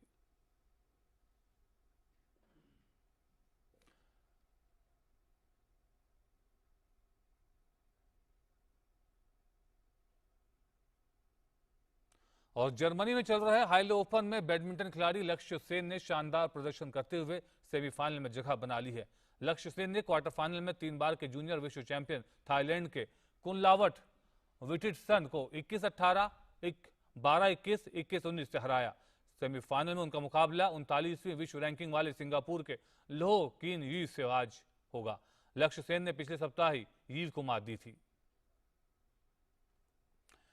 और अब बात करते हैं आईसीसी टी20 वर्ल्ड कप की। आईसीसी टी20 विश्व कप में भारत ने लगातार दूसरी जीत हासिल करते हुए सेमीफाइनल में पहुंचने की उम्मीदों को बरकरार रखा है। भारत ने स्कॉटलैंड को एक तरफा मुकाबले में 8 विकेट से हरा दिया। स्कॉटलैंड से जीत के लिए मिले 86 रन के लक्ष्य को भारतीय टीम ने केवल 6.3 ओवरों में 2 विकेट गंवाकर हासिल कर लिया। इस जीत के साथ ही टीम इंडिया के रन रेट में भी बड़े स्तर पर बदलाव हुआ है। भारतीय टीम ग्रुप अंक तालिका में तीसरे स्थान पर पहुंच गई है। भारत को अब अगर सेमीफाइनल में पहुंचना है तो उसे ये उम्मीद करनी होगी कि अफगानिस्तान की टीम न्यूजीलैंड को हरा दे और उसके बाद टीम इंडिया नामीबिया के खिलाफ अपना आखिरी ग्रुप मुकाबला भी बड़े अंतर से जीत ले। 2020 क्रिकेट विश्व कप में आज आबू धाबी में पहले मुकाबले में ऑस्ट्रेलिया का मुकाबला वेस्टइंडीज से होगा। ऑस्ट्रेलियाई टीम 4 में से अपने 3 मैच जीतकर 6 अंकों के साथ अंक तालिका में दूसरे स्थान पर काबिज है। वहीं वेस्टइंडीज की टीम 4 में से सिर्फ 1 मुकाबला जीतकर सेमीफाइनल की दौड़ से लगभग बाहर हो चुकी है। वहीं टी20 विश्व कप में आज दूसरे मुकाबले में शारजाह में इंग्लैंड का सामना दक्षिण अफ्रीका से होगा। इंग्लैंड की टीम ने अब तक अपने 4 मुकाबले जीते हैं और प्लस 3.183 के नेट रन रेट के कारण उनका सेमीफाइनल में पहुंचना लगभग तय है। दक्षिण अफ्रीका की टीम 4 मैचों में 6 अंक के साथ ग्रुप में तीसरे स्थान पर है। इंग्लैंड के खिलाफ जीत दर्ज कर दक्षिण अफ्रीका भी सेमीफाइनल में जगह पक्की करने के इरादे से उतरेगा। गोवा में आयोजित होने वाले अंतर्राष्ट्रीय फिल्म समारोह की तैयारियां जोरों पर हैं। इस बार क्या कुछ खास रहने वाला है, जानिए इस रिपोर्ट में। हर साल गोवा में आयोजित होने वाले अंतर्राष्ट्रीय फिल्म समारोह के 52वें संस्करण के शुरू होने में अब कुछ ही वक्त बाकी है। ऐसे में इसकी तैयारी को लेकर कोई कसर नहीं छोड़ी जा रही। 2020 में 51वें संस्करण ने अपनी चमक बिखेरी, जिसमें open forms, workshops, master classes, discussions में ऑनलाइन प्लेटफॉर्म पर आम लोगों ने खूब बढ़ चढ़कर हिस्सा लिया। अब 2021 में भी सभी को उम्मीद है कि इस बार भी भारतीय अंतर्राष्ट्रीय फिल्म समारोह कोई कसर नहीं छोड़ेगा। इस बार 52वें संस्करण की जानकारी के लिए एक प्लेटफॉर्म तैयार किया गया है, जहां दुनिया भर के फिल्मी समारोह में इफ्फी की बारीकियों से भी रूबरू कराया जा रहा है। पहली बार IFFI ने महोत्सव में भाग लेने के लिए प्रमुख OTT प्लेटफॉर्म्स को भी आमंत्रित किया है। शुक्रवार को इफ्फी के अंतर्गत भारतीय पैनोरामा श्रेणी के लिए फिल्मों के चयन की घोषणा की गई। इस श्रेणी में 25 फीचर फिल्में और 20 गैर फीचर फिल्में प्रदर्शित की जाएंगी। उत्तर पूर्वी भाषा दिमासा में बनी फिल्म सेमखोर से फीचर फिल्म श्रेणी की शुरुआत होगी। वहीं राजीव प्रकाश द्वारा निर्देशित फिल्म वेद द विजनरी गैर फीचर फिल्म श्रेणी की ओपनिंग फिल्म होगी। फीचर फिल्म श्रेणी में बंगाली, गुजराती, कन्नड़, मलयालम, तमिल, तेलुगु, हिंदी समेत संस्कृत फिल्में भी प्रदर्शित होंगी। गैर फीचर फिल्म श्रेणी में भी विभिन्न भाषाओं की फिल्मों का प्रदर्शन किया जाएगा। देश के साथ साथ दुनिया भर में प्रसिद्ध इफ्फी के शुरू होने का फिल्म प्रेमियों को बेसब्री से इंतजार है। Jyotika Grover, DD news. प्रदूषण को लेकर देश की राजधानी ज्यादातर सवालों के घेरे में खड़ी रहती है, लेकिन कुछ लोग ऐसे भी हैं जो अपनी तरफ से अनेक प्रयास कर रहे हैं पर्यावरण के लिए। जी हाँ, दिल्ली में भी एक ऐसा ऑटो रिक्शा है जिसे चलती फिरती नर्सरी कहा जाता है। कैसे, बता रहे हैं हमारे संवाददाता गिरीश निशाना अपनी इस रिपोर्ट में। देश की राजधानी दिल्ली की सड़कों पर दौड़ रहा ये ऑटो रिक्शा पर्यावरण का एक अच्छा संदेश देने में जुटा है। इस ऑटो को देख ऐसा लगता है कि मानो दिल्ली की सड़कों पर चलती फिरती नर्सरी ही दौड़ रही है। जी हाँ, ऑटो चालक मोहम्मद जसीम ने पर्यावरण को बचाने के लिए अपने ऑटो रिक्शा में तरह तरह के पौधे लगाए हैं। मोहम्मद जसीम ने अपने ऑटो को पौधों से सजाया है ताकि उनकी एक छोटी सी कोशिश से दिल्ली में बढ़ते हुए प्रदूषण को कम करने का संदेश जा सके और साथ ही पर्यावरण की रक्षा के प्रति भी लोगों का कदम उठे। मोहम्मद जसीम ने अपनी ऑटो रिक्शा को चलता फिरता नर्सरी के रूप में तब्दील कर रखा है। ये बताइए जसीम जी, किस तरह से आपके मन में विचार आया कि पौधे लगाने चाहिए ऑटो में? बहुत अच्छी बात है सर। मैं तो हर इंसान से, हर कस्टमर को कहता हूँ कि अपना सुरक्षा के लिए घर आगे पीछे पौधा लगाए, उसको देखभाल करे। पौधे लगाना पर्यावरण के लिए कितना जरूरी मानते हैं? पर्यावरण के लिए सर सबसे ज़्यादा जरूरी है पौधे। उसकी खासियत है सर कि ऑक्सीजन मिलना जरूरी है। सवारियां बैठती हैं, उनको किस तरह का संदेश देते हैं, आप क्या कहते हैं उनसे? सवारी जब पूछता है जी नाम, जब पूछता है मैं अपना नाम बताता हूँ, बोलता जी अपना ये ऑटो कैसे सजा रखें, तो मैं उसको यही बोलता हूँ जी आपको भी यही कहता हूँ सर, आप घर के आगे पीछे अपना पौधे लगाइए। मोहम्मद जसीम ने अपने इस ऑटो में तरह तरह के पौधे रखे हुए हैं। इन्होंने अपने ऑटो में पाम, मनी प्लांट और एलोवेरा जैसे 16 अलग अलग किस्म के पौधे लगाए हैं। इसके अलावा ऑटो रिक्शा को कृत्रिम घास से भी सजाया गया है ताकि सवारियों को भी एक अलग अनुभूति हो। इस ऑटो को देख ऐसा लगता है कि मानो दिल्ली की सड़कों पर चलती फिरती नर्सरी ही दौड़ रही हो। इनका छोटा सा प्रयास पर्यावरण को बचाने में काफी कारगर साबित हो सकता है अगर इन्हीं की तरह अन्य लोग भी सोचने लगे तो। कैमरामैन अनिल कुमार के साथ गिरीश निशाना, DD न्यूज, दिल्ली। और इसी संदेश के साथ DD न्यूज के इस अंक में फिलहाल इतना ही, लेकिन DD न्यूज पर खबरें लगातार जारी रहेंगी। नमस्कार।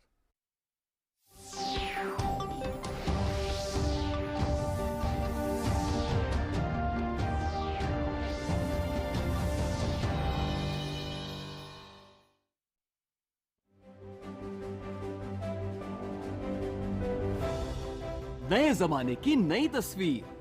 अब छत पर लगे टीवी एंटेना को कहो गुड बाय सदा के लिए। समय के साथ बदलें, आगे बढ़ें। ले आएं आज ही दूरदर्शन का DD फ्री डिश। इसमें है आपके पसंदीदा 100 से ज्यादा टीवी चैनल्स। इसके अलावा 51 एजुकेशनल यानी पढ़ाई लिखाई वाले चैनल्स और 48 रेडियो चैनल्स। और तो और सेट टॉप बॉक्स लगवाने के बाद कोई खर्चा नहीं, बिल्कुल नहीं। डिजिटल क्रांति की ओर एक कदम और आपका DD free dish.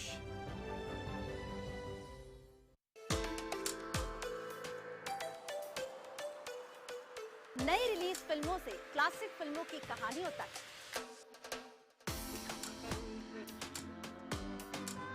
Top show या ब्लॉकबस्टर, चर्चा, परिचर्चा या अवार्ड फंक्शन,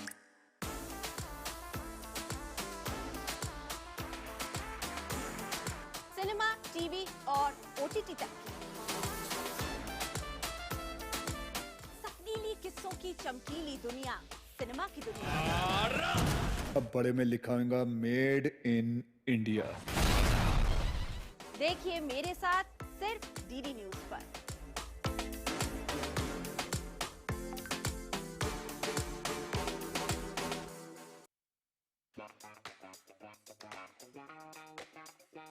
सफर का ये पड़ाव जरूर आखिरी है, पर थोड़े लम्हों का एहसास अब भी बाकी है।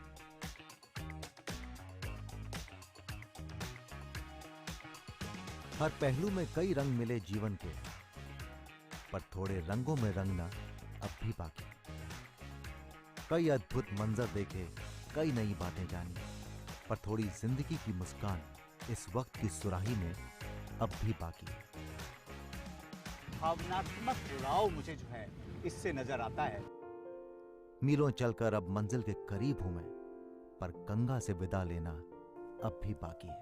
इस शो ने और गंगा ने जो मुझे दिया है वो मेरे लिए बहुमूल्य है। रग रग में गंगा, एक निर्मल अविरल यात्रा देखना ना भूलिए हर शनिवार और रविवार शाम 8:30 बजे आपके अपने दूरदर्शन नेशनल पर। न खद्योतो न चंद्रमा शिवोहम शिवोहम चिदानंद रूपम शिवोहम शुक्ल यजुर्वेद और कृष्ण यजुर्वेद, उसमें से श्री सूक्तम, पुरुष सूक्तम, नारायण सूक्तम, श्री रुद्रम, अर्घ्य मंत्रम, मंत्र पुष्पम, शतपथ ब्राह्मणम, सूर्य सूक्तम, सभी से वर्सेस को बैकग्राउंड में डाला है। बच्चे मन के सच्चे, सारे जग की आंख के तारे, ये वो नन्हे फूल है जो भगवान को लगते प्यारे।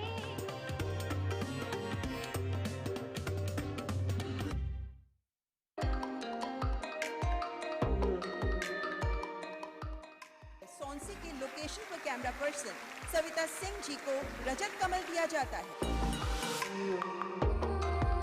हमारी आज की तेजस्विनी है सविता सिंह, सिनेमेटोग्राफर, जो दूसरी बार राष्ट्रीय फिल्म पुरस्कार से पुरस्कृत हुई हैं। मुझे एक फिल्म कहनी थी अपनी आवाज में, तो सोनसी मेरी पहली फिल्म है, इट्स लाइक माय बेबी। मुझे सबसे पहले लगा कि इमेजेस और छवि के ज़रिए मैं बहुत अच्छे से कह सकती हूँ, अपने आप को एक्सप्रेस कर सकती हूँ। मेरी प्रोफेशनल जर्नी में दूरदर्शन का बहुत बड़ा हाथ। सिनेमेटोग्राफर सविता सिंह के कैमरे के पीछे की कहानी जानिए मेरे साथ कार्यक्रम तेजस्विनी में।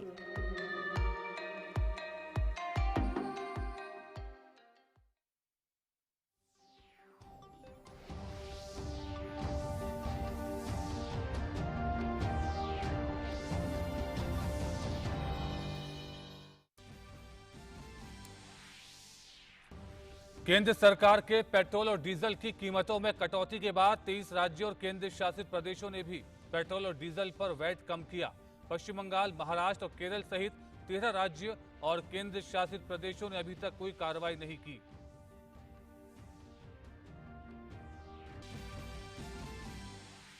खाद्य तेल की कीमतों में कमी के लिए केंद्र सरकार के प्रयासों का दिखने लगा असर। देश भर में खाद्य तेलों की कीमतों में 7 से 20% की कमी।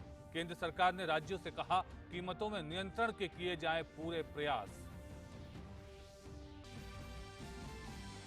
देश में लगातार कोरोना संक्रमण के मामलों में दर्ज हो रही है गिरावट। 1,46,000 बचे हैं सक्रिय मामले। पिछले 255 दिनों का यह सबसे कम आंकड़ा। टीकाकरण का आंकड़ा भी बढ़कर 107.92 करोड़ के पार। यूरोप में बढ़ी कोरोना लहर की संभावना। WHO की चेतावनी के बाद ऑस्ट्रेलिया ने बिना टीका लगाए लोगों के रेस्तरां जाने पर लगाया प्रतिबंध। बढ़ते मामलों को देखते हुए मंगलवार को फ्रांस के राष्ट्रपति करेंगे देश को संबोधित।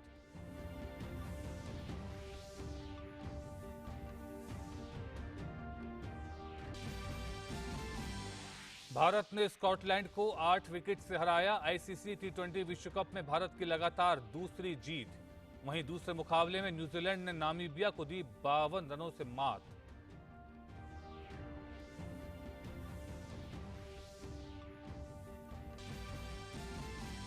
और दीपावली के बाद आज देश में भाई बहन के त्योहार भैया दूज की धूम। उपराष्ट्रपति और प्रधानमंत्री ने देशवासियों को दी शुभकामनाएं। बहनें अपने भाइयों का कर रही हैं तिलक और कलाइयों पर बांध रही हैं रक्षा सूत्र।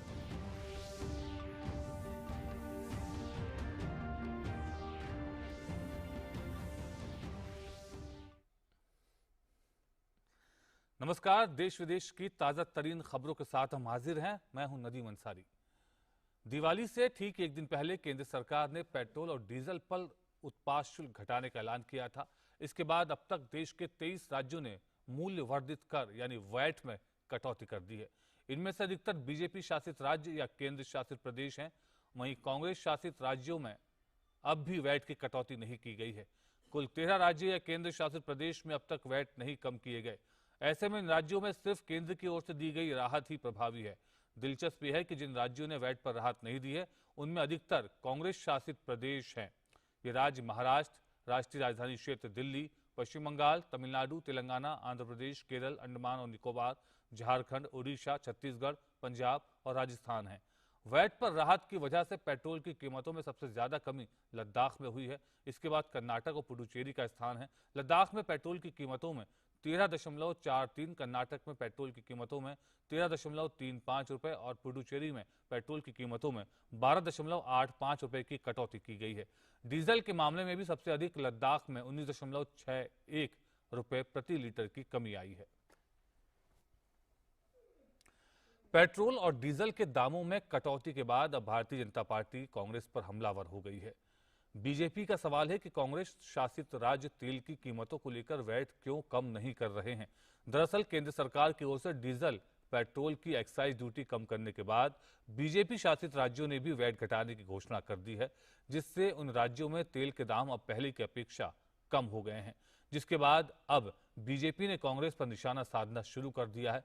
बीजेपी प्रवक्ता ने कहा कि महाराष्ट्र, पश्चिम बंगाल, पंजाब, दिल्ली, छत्तीसगढ़ में वैट क्यों कम नहीं हो रहा है, जबकि बीजेपी शासित राज्यों में कटौती हो रही है। गौरव भाटिया ने कहा कि कांग्रेस की सरकारें आम जनता से जुड़ा ठोस फैसला क्यों नहीं ले रही हैं।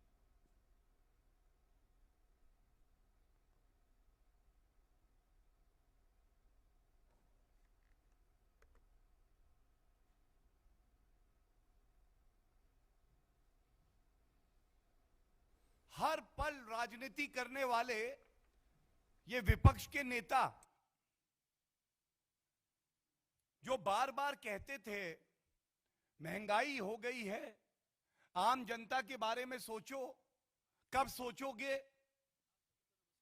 आज जो पहल आदरणीय प्रधानमंत्री जी ने की है, जो भाजपा शासित राज्यों में मुख्यमंत्रियों ने की है,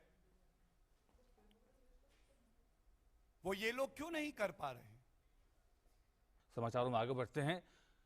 मेघालय में भी पेट्रोल और डीजल की कीमतों में कटौती की गई है। प्रदेश में ईंधन की कीमतों में राहत देने का फैसला करते हुए कैबिनेट ने पेट्रोल पर वैट 20% से घटाकर 13.5% करने पर सहमति जताई है।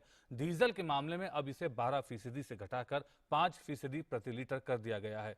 कैबिनेट की बैठक के बाद उप मुख्यमंत्री प्रेस्टोन तिनसोंग ने संवाददाताओं से कहा कि नई दरें कल रात से लागू हैं।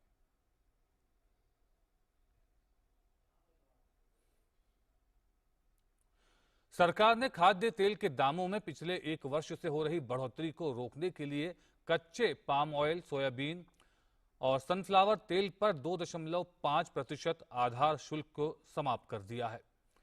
इसके अतिरिक्त क्रूड पाम ऑयल पर कृषि उपकर 20% से घटकर 7.5% हुआ है। कच्चे सोयाबीन तेल और कच्चे सूरजमुखी तेल पर कृषि उपकर 5% कर दिया गया है।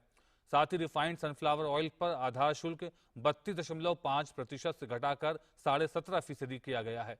कटौती से पहले सभी कच्चे खाद्य तेलों पर कृषि ढांचागत उपकर 20% था। कटौती के बाद कच्चे पाम ऑयल पर प्रभावी शुल्क 8.25% है। कच्चे सोयाबीन और सनफ्लावर दोनों प्रकार के तेल पर 5.5% होगा। इस बीच केंद्र सरकार ने राज्यों से कहा है कि कीमतों में नियंत्रण के पूरे प्रयास किए जाएं। केंद्र के इस कदम से उपभोक्ताओं को राहत मिल रही है। जो हमारी इंडस्ट्री के साथ चर्चा हुई है, सॉल्वेंट एक्सट्रैक्टर्स एसोसिएशन है, IBPA है, उन्होंने भी ये लगातार एश्योर किया है कि उनकी कोशिश ये रहेगी कि सरकार ने जो अपना ड्यूटी का सेक्रीफाइस कंज्यूमर के लिए किया है वो सही मायने में बेनिफिट कंज्यूमर तक पहुंचे। केंद्रीय सूचना एवं प्रसारण राज्य मंत्री डॉक्टर एल मुरुगन ने हर घर दस्तक महाअभियान के तहत चेन्नई के सेमथमन नगर जाकर कोरोना टीकाकरण अभियान का निरीक्षण किया। देश भर में 100 करोड़ से ज्यादा कोविड टीके की ऐतिहासिक उपलब्धि के बाद तमिलनाडु में भी टीकाकरण गति को तेज किया जा रहा है। तमिलनाडु में 6.9 करोड़ कोविड टीके दिए गए हैं। केंद्रीय मंत्री ने लोगों से आगे आकर टीका लगवाने की अपील की है। In the historical achievement we did under our dynamic leadership of our Prime Minister Shri Narendra Modi ji, we achieved 100 crore vaccination. In the world, no one country they come forward or they didn't. But we achieved this achievement. I appeal to the general public, they come forward to take the vaccination without delay. Kanpur में Zika virus के लगातार बढ़ते मामलों को देखते हुए सरकारी अस्पताल अलर्ट पर है। कानपुर के उर्सला अस्पताल में जीका वार्ड बनाकर 10 बेडों को आरक्षित रखा गया है। वहीं मेडिकल विभाग की टीमें लगातार लोगों का स्वास्थ्य परीक्षण कर रही हैं। उर्सला अस्पताल के CMS डॉक्टर अनिल निगम ने कहा कि उनकी टीम लगातार लोगों की जांच कर रही है। वहीं फॉगिंग के लिए नगर निगम की टीमों को भी लगाया गया है। जीका वायरस जब से कानपुर में निकला है तब से हम लोगों की 3-4 मीटिंग इमरजेंसी हो चुकी हैं। जिलाधिकारी महोदय, CMO महोदय के साथ में हमारे हॉस्पिटल में 10 बेड बनाए गए हैं। उसमें हमने पूरे मॉस्किटो नेट, मॉस्किटो रिपेलेंट सब लगवा दिए हैं।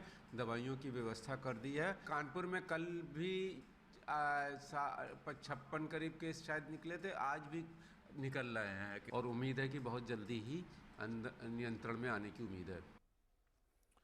स्वास्थ्य और परिवार कल्याण मंत्रालय के मुताबिक देश में कोरोना के मामलों में लगातार कमी आ रही है। देश भर में बीते 24 घंटों के दौरान कोरोना के 10,929 नए मामले दर्ज किए गए। वहीं पिछले 24 घंटों में 12,509 मरीज उपचार करवाकर स्वस्थ हो चुके हैं, जिसके बाद देश में रिकवरी रेट बढ़कर 98.23% हो गया है। सक्रिय मामलों की कुल संख्या घटकर 1,46,950 रह गई है। कोविड महामारी के खिलाफ सबसे प्रभावी हथियार के रूप में शुरू किए गए टीकाकरण अभियान के तहत देश में अब तक 107 करोड़ 92 लाख से अधिक टीकों की खुराक दी जा चुकी है। बीते 24 घंटों में 20,75,000 से अधिक कोरोना टीके की खुराक दी गई। करोड़ों रुपए के मनी लॉन्ड्रिंग मामले में गिरफ्तार महाराष्ट्र के पूर्व गृह मंत्री अनिल देशमुख आज स्पेशल PMLA कोर्ट के समक्ष पेश हुए। 71 वर्षीय अनिल देशमुख को 6 नवंबर तक प्रवर्तन निदेशालय की हिरासत में भेजा गया है। आज देशमुख की हिरासत की मियाद खत्म हो रही है। अब देखना होगा कि देशमुख को लेकर अदालत क्या फैसला लेती है। इसके पहले देशमुख को मेडिकल चेकअप के लिए भेजा गया था। ईडी ने मनी लॉन्ड्रिंग के एक मामले में अनिल देशमुख को 12 घंटे से अधिक समय तक चली पूछताछ के बाद 1 नवंबर को देर रात गिरफ्तार कर लिया था।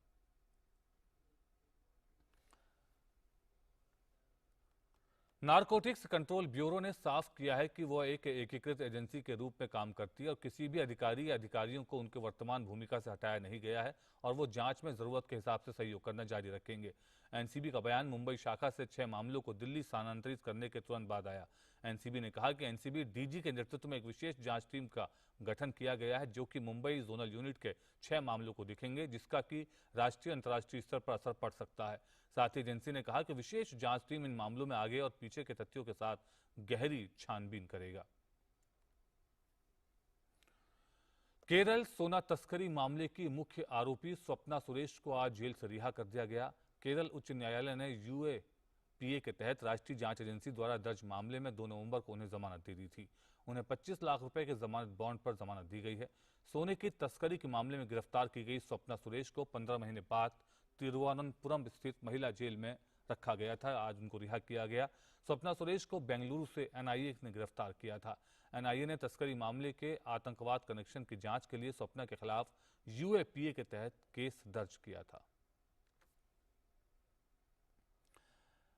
बिहार में जहरीली शराब हादसे की जांच एसआईटी करेगी। राज्य के गोपालगंज और पश्चिम चंपारण जिलों में बीते मंगलवार को जहरीली शराब पीने से 35 लोगों की मौत हो गई थी। जहरीली शराब पीने से प्रदेश के गोपालगंज में 17 लोग, जबकि पश्चिम चंपारण के बेतिया में 16 लोगों की मौत हुई है। कई लोगों का सरकारी और निजी अस्पतालों में इलाज चल रहा है। गोपालगंज में इस सिलसिले में 19 लोगों को गिरफ्तार किया गया है। गोपालगंज के मोहम्मदपुर पुलिस थाने और पश्चिम चंपारण के नौतन पुलिस थाने के थाना प्रभारियों को निलंबित कर दिया गया है। मुख्यमंत्री नीतीश कुमार ने कहा कि मामले की पूरी जांच की जाएगी और जहरीली शराब की आपूर्ति करने वाले लोगों को दंडित किया जाएगा।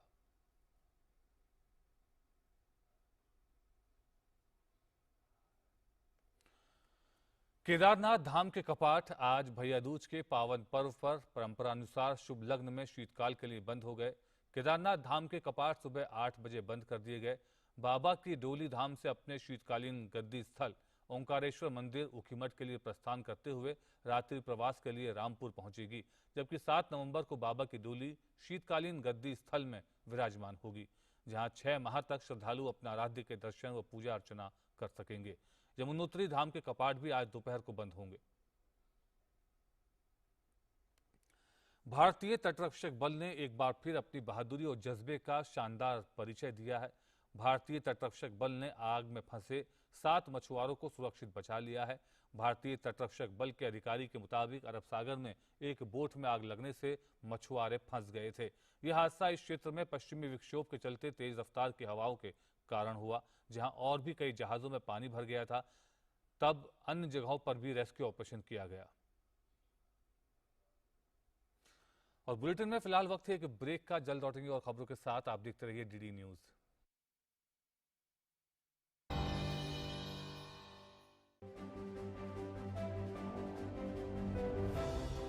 नए जमाने की नई तस्वीर। अब छत पर लगे टीवी एंटेना को कहो गुड बाय सदा के लिए। समय के साथ बदलें, आगे बढ़ें। ले आएं आज ही दूरदर्शन का डीडी फ्री डिश।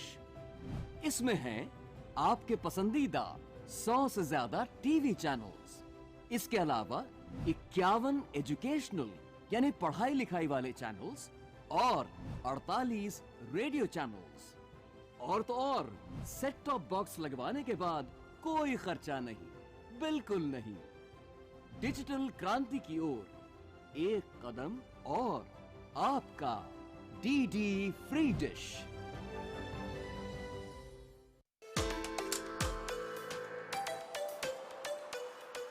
नई रिलीज फिल्मों से क्लासिक फिल्मों की कहानियों तक, फ्लॉप शो या ब्लॉकबस्टर, चर्चा, परिचर्चा या अवार्ड फंक्शन,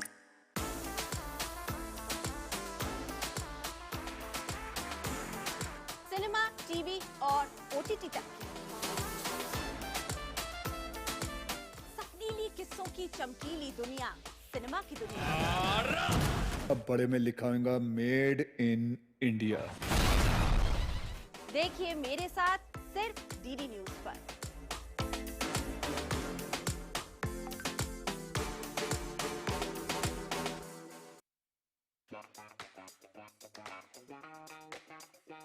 सफर का ये पड़ाव जरूर आखिरी है, पर थोड़े लम्हों का एहसास अब भी बाकी है।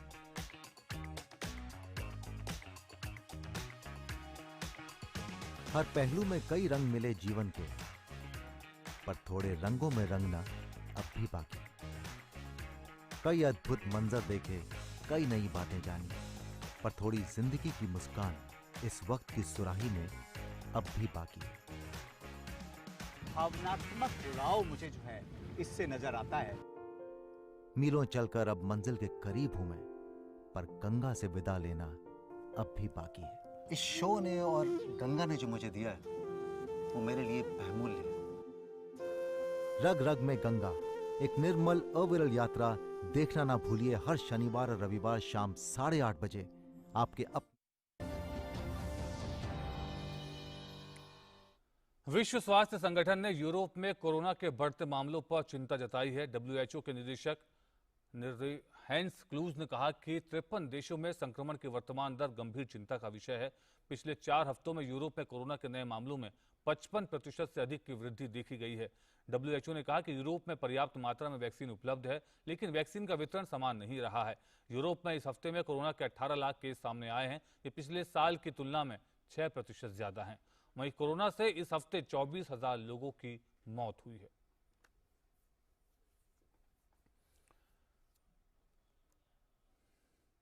अमेरिका के उच्च सदन सीनेट ने 1000 अरब डॉलर के व्यय वाली बुनियादी ढांचा योजना को पास कर दिया है। योजना के पक्ष में 206 वोट पड़े। यह आर्थिक पैकेज जल प्रणालियों, electrical grid, high speed internet और क्वालिटी हाउसिंग में सुधार लाएगा। इस योजना से अमेरिका के आधारभूत ढांचे में काफी सुधार होगा। इस पैकेज में लगभग 32,000 किलोमीटर सड़कों, 10,000 पुलों के साथ साथ हवाई पट्टों और इलेक्ट्रिक मोबिलिटी का आधुनिकीकरण किया जाएगा। और देश भर में आज भाई दूज का त्योहार हर्षोल्लास के साथ मनाया जा रहा है। भाई दूज के अवसर पर बहनें अपने भाइयों को तिलक लगाकर उनकी लंबी उम्र की कामना करती हैं। 5 दिनों तक चलने वाले दिवाली के त्योहार का समापन भाई दूज के दिन होता है। हिंदू पंचांग के अनुसार भाई दूज कार्तिक मास के शुक्ल पक्ष की द्वितीय तिथि को मनाया जाता है। रक्षाबंधन की तरह त्योहार भी भाई बहन के प्रति एक दूसरे के स्नेह को दर्शाता है।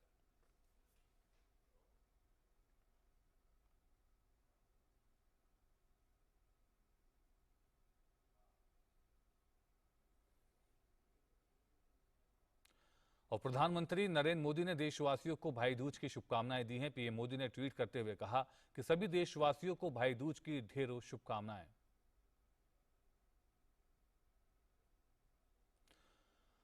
और खेल की खबरों में भारत की स्टार निशानेबाज मनु भाकर ने ISSF प्रेसिडेंट्स कप में 10 मीटर एयर मिश्र टीम में स्वर्ण पदक जीत लिया है।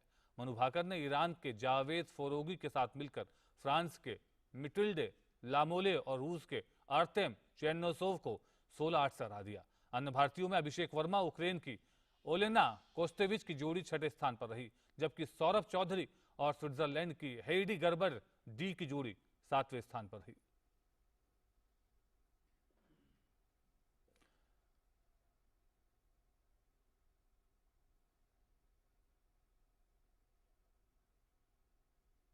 और जर्मनी में चल रहे हाइलो ओपन में बैडमिंटन खिलाड़ी लक्ष्य सेन ने शानदार प्रदर्शन करते हुए सेमीफाइनल में जगह बना ली है। लक्ष्य सेन ने क्वार्टर फाइनल में 3 बार के जूनियर विश्व चैंपियन थाईलैंड के कुनलावट विटिटसन को 21-18, 12-21, 21-19 से हराया। सेमीफाइनल में उनका मुकाबला 39वीं विश्व रैंकिंग वाले सिंगापुर के लोह कीन यी से आज होगा। लक्ष्य सेन ने पिछले सप्ताह ही यी को मात दी थी। और बात करते हैं आईसीसी टी20 वर्ल्ड कप की। आईसीसी टी20 विश्व कप में भारत ने लगातार दूसरी जीत हासिल करते हुए सेमीफाइनल में पहुंचने की उम्मीदों को बरकरार रखा है। भारत ने स्कॉटलैंड को एक तरफा मुकाबले में 8 विकेट से हरा दिया।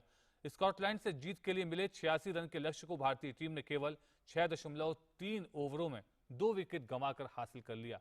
इस जीत के साथ ही टीम इंडिया के रन रेट में भी बड़े स्तर पर बदलाव हुआ है। भारतीय टीम ग्रुप अंक तालिका में तीसरे स्थान पर पहुंच गई है। भारत को अब अगर सेमीफाइनल में पहुंचना है तो उसे ये उम्मीद करनी होगी कि अफगानिस्तान की टीम न्यूजीलैंड को हरा दे और उसके बाद टीम इंडिया नामीबिया के खिलाफ अपना आखिरी ग्रुप मुकाबला भी बड़े अंतर से जीत ले। 2020 क्रिकेट विश्व कप में आज अबू धाबी में पहले मुकाबले में ऑस्ट्रेलिया का मुकाबला वेस्टइंडीज से होगा। ऑस्ट्रेलियाई टीम 4 में से अपने 3 मैच जीतकर 6 अंकों के साथ अंक तालिका में दूसरे स्थान पर काबिज है। वहीं वेस्टइंडीज की टीम 4 में से सिर्फ 1 मुकाबला जीतकर सेमीफाइनल की दौड़ से लगभग बाहर हो चुकी है। वहीं टी20 विश्व कप में आज दूसरे मुकाबले में शारजाह में इंग्लैंड का सामना दक्षिण अफ्रीका से होगा। इंग्लैंड की टीम ने अब तक अपने 4 मुकाबले जीते हैं और प्लस 3.183 के नेट रन रेट के कारण उनका सेमीफाइनल में पहुंचना लगभग तय है। दक्षिण अफ्रीका की टीम 4 मैचों में 6 अंक के साथ ग्रुप में तीसरे स्थान पर है। इंग्लैंड के खिलाफ जीत दर्ज कर दक्षिण अफ्रीका भी सेमीफाइनल में जगह पक्की करने के इरादे से उतरेगा। गोवा में आयोजित होने वाले अंतर्राष्ट्रीय फिल्म समारोह की तैयारियां जोरों पर हैं। इस बार क्या कुछ खास रहने वाला है, जानिए इस रिपोर्ट में। हर साल गोवा में आयोजित होने वाले अंतर्राष्ट्रीय फिल्म समारोह के 52वें संस्करण के शुरू होने में अब कुछ ही वक्त बाकी है। ऐसे में इसकी तैयारी को लेकर कोई कसर नहीं छोड़ी जा रही। 2020 में 51वें संस्करण ने अपनी चमक बिखेरी, जिसमें open forms, workshops, master classes, discussions में ऑनलाइन प्लेटफॉर्म पर आम लोगों ने खूब बढ़ चढ़कर हिस्सा लिया। अब 2021 में भी सभी को उम्मीद है कि इस बार भी भारतीय अंतर्राष्ट्रीय फिल्म समारोह कोई कसर नहीं छोड़ेगा। इस बार 52वें संस्करण की जानकारी के लिए एक प्लेटफॉर्म तैयार किया गया है, जहां दुनिया भर के फिल्मी समारोह में इफ्फी की बारीकियों से भी रूबरू कराया जा रहा है। पहली बार IFFI ने महोत्सव में भाग लेने के लिए प्रमुख OTT प्लेटफॉर्म्स को भी आमंत्रित किया है। शुक्रवार को इफ्फी के अंतर्गत भारतीय पैनोरामा श्रेणी के लिए फिल्मों के चयन की घोषणा की गई। इस श्रेणी में 25 फीचर फिल्में और 20 गैर फीचर फिल्में प्रदर्शित की जाएंगी। उत्तर पूर्वी भाषा दिमासा में बनी फिल्म सेमखोर से फीचर फिल्म श्रेणी की शुरुआत होगी। वहीं राजीव प्रकाश द्वारा निर्देशित फिल्म वेद द विजनरी गैर फीचर फिल्म श्रेणी की ओपनिंग फिल्म होगी। फीचर फिल्म श्रेणी में बंगाली, गुजराती, कन्नड़, मलयालम, तमिल, तेलुगु, हिंदी समेत संस्कृत फिल्में भी प्रदर्शित होंगी। गैर फीचर फिल्म श्रेणी में भी विभिन्न भाषाओं की फिल्मों का प्रदर्शन किया जाएगा। देश के साथ साथ दुनिया भर में प्रसिद्ध इफ्फी के शुरू होने का फिल्म प्रेमियों को बेसब्री से इंतजार है। Jyotika Grover, DD news. प्रदूषण को लेकर देश की राजधानी ज्यादातर सवालों के घेरे में खड़ी रहती है, लेकिन कुछ लोग ऐसे भी हैं जो अपनी तरफ से अनेक प्रयास कर रहे हैं पर्यावरण के लिए। जी हाँ, दिल्ली में भी एक ऐसा ऑटो रिक्शा है जिसे चलती फिरती नर्सरी कहा जाता है। कैसे, बता रहे हैं हमारे संवाददाता गिरीश निशाना अपनी इस रिपोर्ट में। देश की राजधानी दिल्ली की सड़कों पर दौड़ रहा ये ऑटो रिक्शा पर्यावरण का एक अच्छा संदेश देने में जुटा है। इस ऑटो को देख ऐसा लगता है कि मानो दिल्ली की सड़कों पर चलती फिरती नर्सरी ही दौड़ रही है। जी हाँ, ऑटो चालक मोहम्मद जसीम ने पर्यावरण को बचाने के लिए अपने ऑटो रिक्शा में तरह तरह के पौधे लगाए हैं। मोहम्मद जसीम ने अपने ऑटो को पौधों से सजाया है ताकि उनकी एक छोटी सी कोशिश से दिल्ली में बढ़ते हुए प्रदूषण को कम करने का संदेश जा सके और साथ ही पर्यावरण की रक्षा के प्रति भी लोगों का कदम उठे। मोहम्मद जसीम ने अपनी ऑटो रिक्शा को चलता फिरता नर्सरी के रूप में तब्दील कर रखा है। ये बताइए जसीम जी, किस तरह से आपके मन में विचार आया कि पौधे लगाने चाहिए ऑटो में? बहुत अच्छी बात है सर। मैं तो हर इंसान से, हर कस्टमर को कहता हूँ कि अपना सुरक्षा के लिए घर आगे पीछे पौधा लगाए, उसको देखभाल करे। पौधे लगाना पर्यावरण के लिए कितना जरूरी मानते हैं? पर्यावरण के लिए सर सबसे ज़्यादा जरूरी है पौधे। उसकी खासियत है सर कि ऑक्सीजन मिलना जरूरी है। सवारियां बैठती हैं, उनको किस तरह का संदेश देते हैं, आप क्या कहते हैं उनसे? सवारी जब पूछता है जी नाम, जब पूछता है मैं अपना नाम बताता हूँ, बोलता जी अपना ये ऑटो कैसे सजा रखें, तो मैं उसको यही बोलता हूँ जी आपको भी यही कहता हूँ सर, आप घर के आगे पीछे अपना पौधे लगाइए। मोहम्मद जसीम ने अपने इस ऑटो में तरह तरह के पौधे रखे हुए हैं। इन्होंने अपने ऑटो में पाम, मनी प्लांट और एलोवेरा जैसे 16 अलग अलग किस्म के पौधे लगाए हैं। इसके अलावा ऑटो रिक्शा को कृत्रिम घास से भी सजाया गया है ताकि सवारियों को भी एक अलग अनुभूति हो। इस ऑटो को देख ऐसा लगता है कि मानो दिल्ली की सड़कों पर चलती फिरती नर्सरी ही दौड़ रही हो। इनका छोटा सा प्रयास पर्यावरण को बचाने में काफी कारगर साबित हो सकता है अगर इन्हीं की तरह अन्य लोग भी सोचने लगे तो। कैमरामैन अनिल कुमार के साथ गिरीश निशाना, DD न्यूज, दिल्ली। और इसी संदेश के साथ DD न्यूज के इस अंक में फिलहाल इतना ही, लेकिन DD न्यूज पर खबरें लगातार जारी रहेंगी। नमस्कार।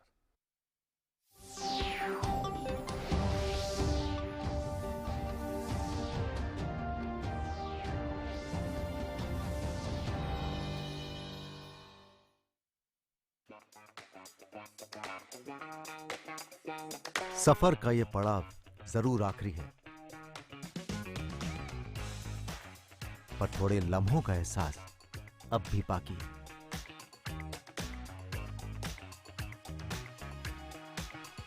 हर पहलू में कई रंग मिले जीवन के, पर थोड़े रंगों में रंगना अब भी बाकी। कई अद्भुत मंजर देखे, कई नई बातें जानी, पर थोड़ी जिंदगी की मुस्कान इस वक्त की सुराही में अब भी बाकी है। भावनात्मक जुड़ाव मुझे जो है इससे नजर आता है। मीलों चलकर अब मंजिल के करीब हूं मैं, पर गंगा से विदा लेना अब भी बाकी है। इस शो ने और गंगा ने जो मुझे दिया है वो मेरे लिए